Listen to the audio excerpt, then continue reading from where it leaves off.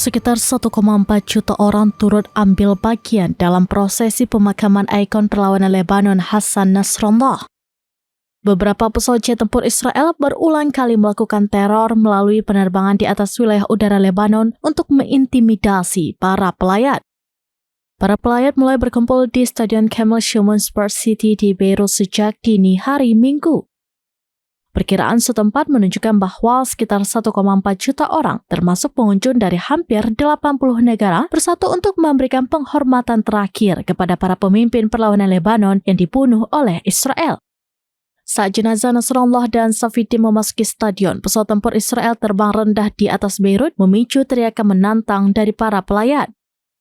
Meski ada provokasi Israel, pemakaman Nasrallah berakhir tanpa insiden. Setelah upacara, massa mulai bergerak di belakang kedua peti jenazah menuju lokasi pemakaman.